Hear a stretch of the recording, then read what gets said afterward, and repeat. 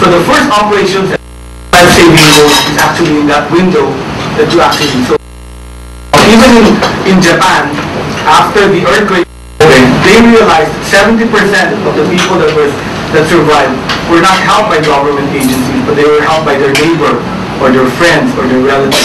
So basically the key is the yo-yo principle for the first 24 or 48 hours. So you have to actually build your capacity to reduce disaster risk. Next slide.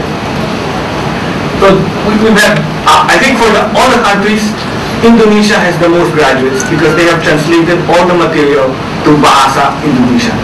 They now have the whole training package, and they've translated it, and the Ministry of Health mandated that all hospital personnel should be trained as HOPE training. They've actually shortened it. In the Philippines, we've lengthened it to 5 days, shortened it to 3.5 days instead of the 4 days. The idea is that hospital directors don't want to stay away from their hospital for too long. And then another example is the second bomb. When the second Bali bomb was exploded, in fact, the hospital that was previously criticized for having very poor management during the first bomb was actually praised by the President of Indonesia because it was so well managed. And this was taught in emergency incident command systems taught in okay. Next slide. In the Philippines, as you know, we've trained a lot of people. The beauty of the Philippines is that we've been assisting in the development of all the HOPE programs in Pakistan, India, Bangladesh, Nepal.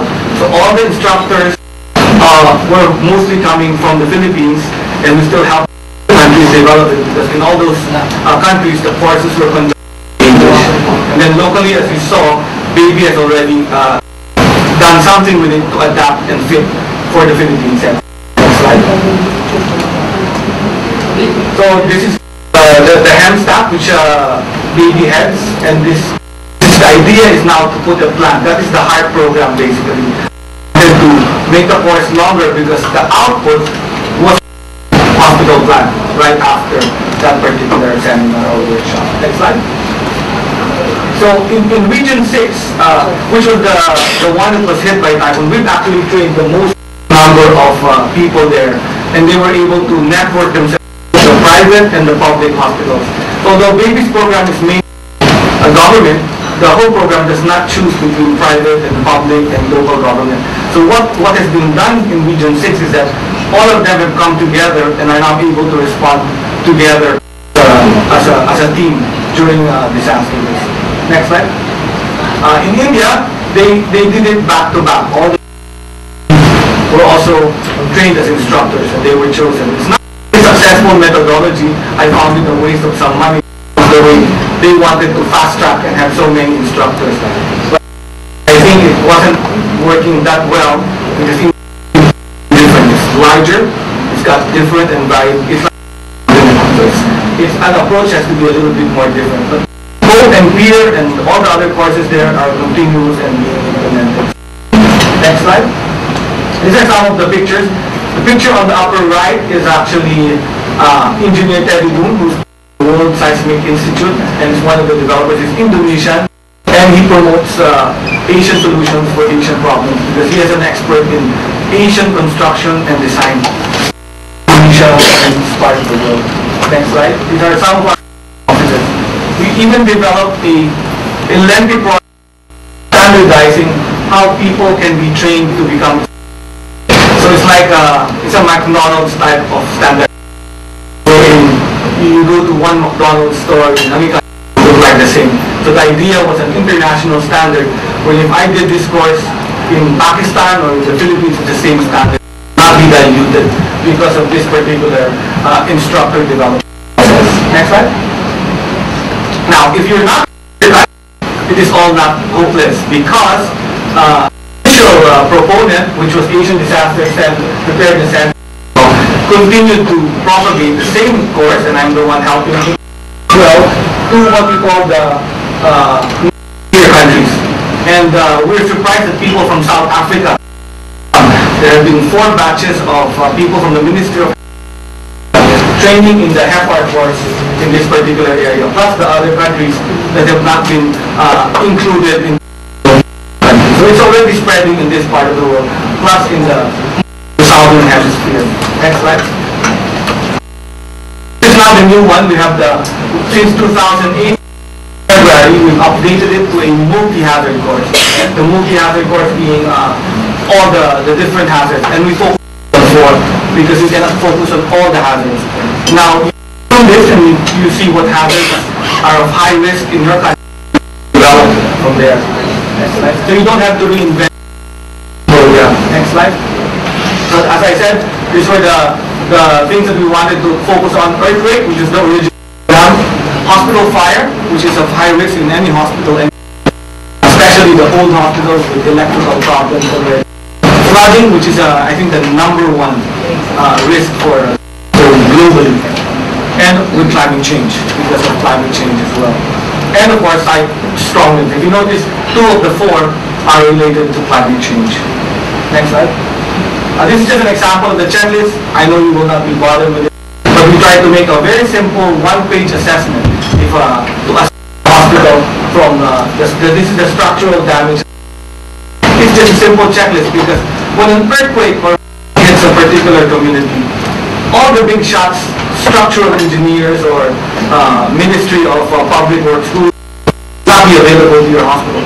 They will be looking at critical facilities like power generation, water supply, of other centers, and you will have to make sure whether the hospital will continue or you have to evacuate. So, taught the hospital administrators a very safe and simple checklist actually use already to make that decision from becoming a hospital to a continually functioning hospital of good quality. Next slide. So this is the operational and functional components tool, and it's also based on the type of damage and the quality of damage as well. Next slide. So the idea really is to create the whole program. I've been in this business of risk reduction since the early 90s, and I was looking for a course like this. When we were looking for a course like this to be taught in Asia, because we felt that some of the solutions put forth by the first world countries was, if there was no resource, they would get the resource somewhere and put it there. Because they were rich. They could have helicopters and jets and C-130s. This solution is the Asian solution. The solution that you can build on your own capacity. Look at what you can do, that capacity, and your risk will be minimized. So we're saying risk reduction is not only about mobilizing resources, it's about increasing capacity. So this is one tool where if you train yourself, if you're ready for it, you will be able to decrease mortality, decrease deaths during unwanted deaths during disasters. Next slide. So we want some kind of program, spread this hope or program all to different hospitals, make them train in decision making for disaster risk reduction, and get hospital plans updated, very similar to what they had actually discussed. Next slide. So the approach now follows this hospital safe from disasters campaign. We're very lucky. We've been doing this. Then suddenly the Hyogo framework of action comes up, and then followed by the ISDR. It said, get them in and put them in our program, and they've been getting us to actually, because they're looking for tools like this, because they're campaigning, say, hey, we say, well, what do we do? Well, here's one thing. There's another one. The PAHO has developed what they call Hospital Safety Index, but it's more a training for engineers, more intensive. This is fast and easy. This is for fast and easy and quick. So it's like for that Asian. So the idea is, maybe partial evacuation of the hospital will be safer in an impact of a disaster. Maybe we should avoid 10 hospitals and use parts of the hospital continually undamaged. Next. The concept of having to stay and defend. So, old concept, evacuate the hospital.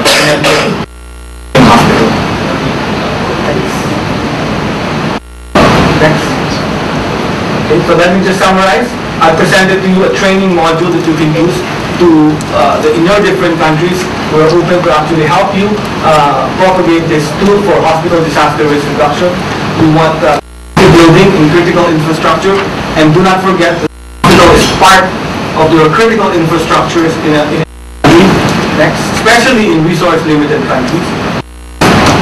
hope assessment tools are a significant paradigm shift because now we're seeing solutions that we have had experience in, that we have applied in resource-limited situations.